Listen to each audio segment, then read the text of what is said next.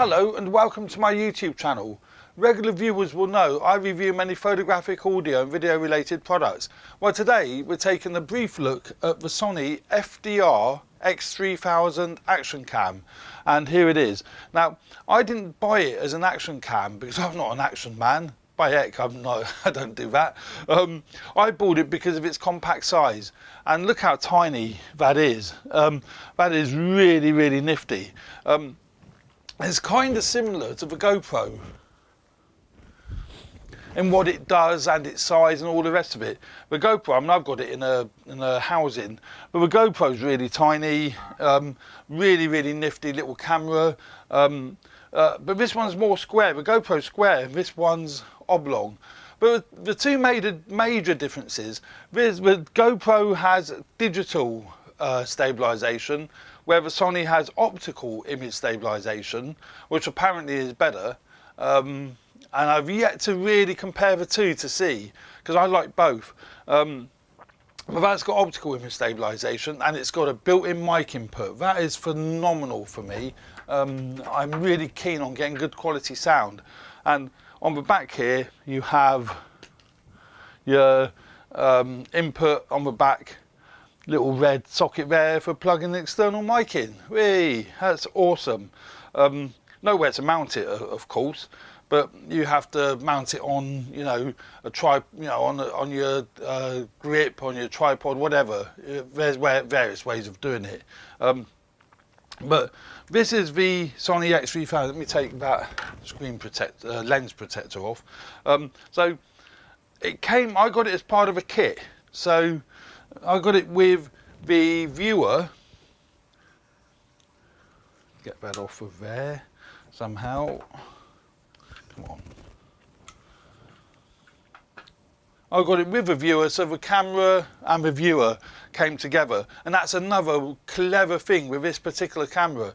With this viewer, it comes with a finger mounted thing to be able to use it. I haven't got it to hand, but basically it works kind of like that. So you can actually got a screen on the back of the camera so you can see what you're filming, and it talks to each other beautifully. Yeah, very, very pleased with that. It does drop out occasionally, but then any Wi-Fi signal will drop out. They're not perfect, are they?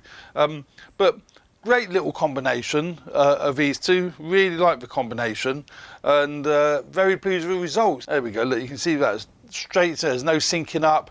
That's straight in, and you can see, and you can also start it recording. Just hit the record button on the screen here, and then the camera spouts into action and starts recording. I've turned the bleeps off. I found the bleep was really annoying. We were sat on a train and I'm going through the menu and all it was going bleep, bleep, bleep as I was going through the menu. So I've muted that.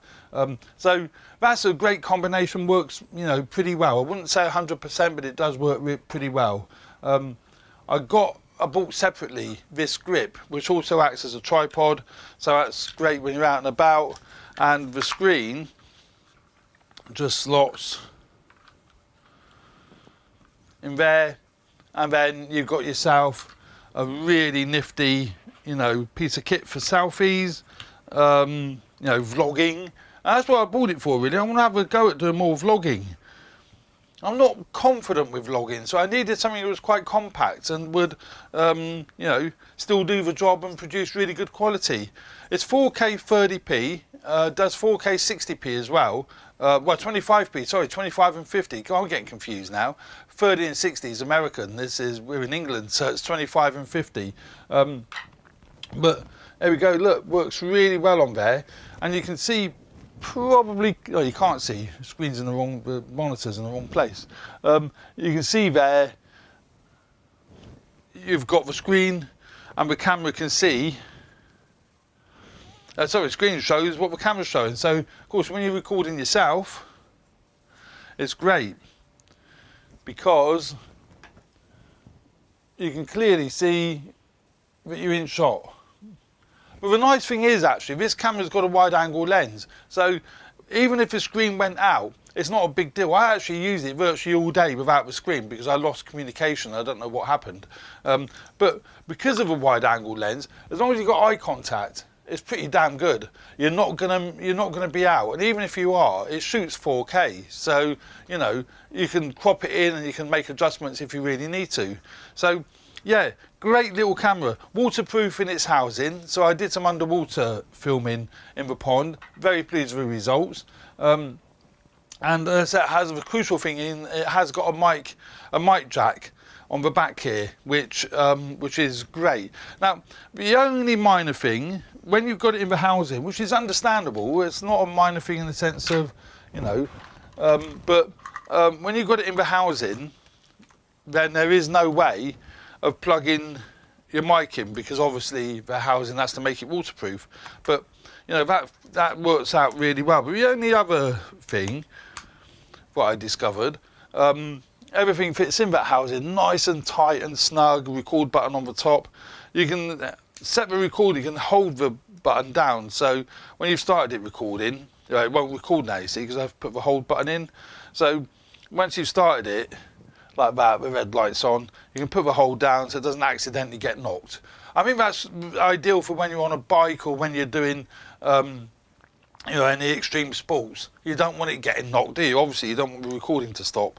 So that feature's great. Tripod mount, both on the bottom of the camera and on the cage. That was the other thing with the GoPro that is annoying. The GoPro has got no way of mounting a conventional tripod. When you look at the GoPro without its without a cage. Although we're not really talking about the GoPro on this video, but hey ho, won't even come out. Come on, out you come, you bugger. I'm determined to get it out right. It's a nice snug fit in that cage actually. The GoPro has no way of mounting it to anything, so it does have to go in some sort of cage to mount it to anything. Where with the Sony have actually made the tripod mount on the camera and on the underwater housing, which is great. Now, when you're dunking it underwater, I've got a long selfie stick. The actual video comes out upside down. There's no auto orientation. On the GoPro, it's got automatic orientation. But the really weird thing is, it hasn't got it. Although it has got it, it hasn't got it. On the GoPro, auto orientation, so on the back of the screen will orientate, but the actual video footage is still upside down, so you still got to flip it in post anyway. So I suppose the advantage is at least you're viewing it up the right way, so you can see what you're filming. Where with the Sony, you can't. That would be upside down. The other disappointing thing, which is on both of them, when you're going underwater, the Wi-Fi connection, which again is understandable, the Wi-Fi connection between the camera and this goes. So you're filming blind, you can't see what you're doing. Same with the GoPro. If I've got that connected to my mobile phone, the image is great, but the minute it goes underwater, it loses the signal. So, you know, it is annoying, but you know what do you do? They haven't got the technology yet to be able to retain the signal. It comes with the other annoying thing. The Sony is charged via USB. Now I've got a USB battery charger I had to buy separately because it doesn't come with one. But the monitor has to be charged separately as well, and it does come with its own cradle. It's a shame I couldn't have found they didn't design a way where you could charge it with one cable, but you can't. It's got its own proprietary connection. That slots into there, and that's how you charge it in its own cradle. So, you know, if you're going away somewhere, you just have to remember to take more bits and pieces with you. You can't just plug a USB lead into the actual unit. You have to plug it into its cradle. But, you know, hey-ho, that's how it is, that's how it is. I say built-in mic jack. I'll keep harping on about that because to me that is phenomenal. 8 megabits or stills. I've not taken any stills with it. The menu's straightforward enough to go through to,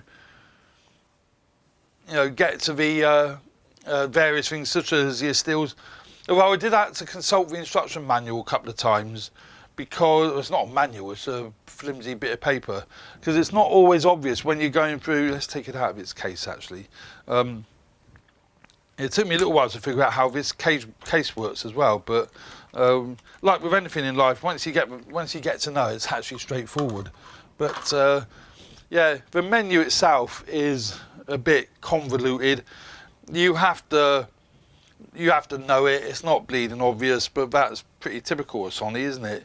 You know, you go into it, then you hit the record button to select enter, and then you've got all your different settings, all your video resolution settings. It does slow-mo, so you've got your slow motion settings. You've got a whole range of settings. I'm definitely not going into what it can and cannot do. It is a CMOS sensor, XAV-CS codec for recording 100 megabits a second. That's the other great thing with this. The bit rate that this records is higher than the bit rate that the GoPro records.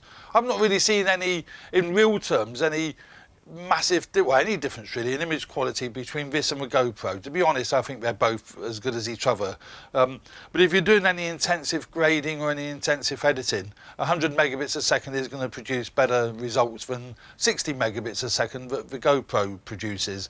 But no, great little compact action cam, but I've bought it as a well, primarily as my vlogging camera. I want to see how I get on with doing the vlogging, and I feel quite comfortable, reasonably comfortable. I wouldn't say very comfortable, reasonably comfortable out and about, being seen filming myself with that. Apparently, vlogging isn't seen as people don't look at you these days because everyone's doing it. So I'm told. So yeah, that's about it. Micro SD card slot on the bottom. Nothing exciting with that, just slots in at the bottom there. As I say, tripod mount, menus on the side, big record button on the top. Battery compartment, yeah, nothing exciting there.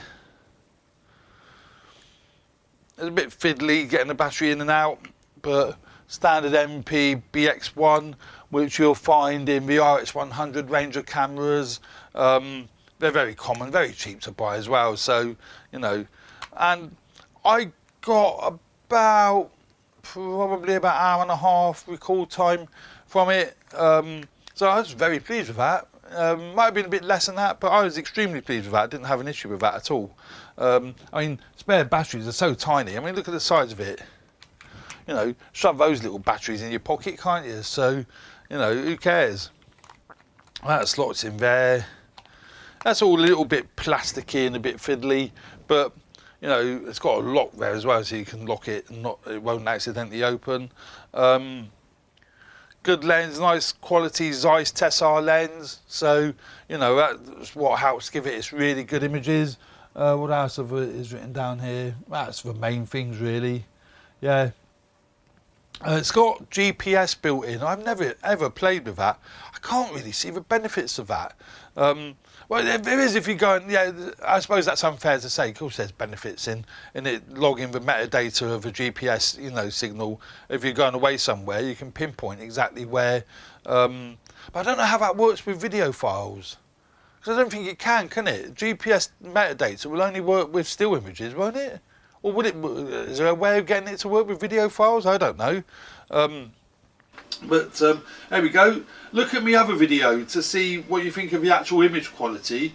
The video I uploaded when we went to Stroud, that'll show you what the image quality is like. So there we go. Thanks very much for watching. Hope you enjoy these reviews.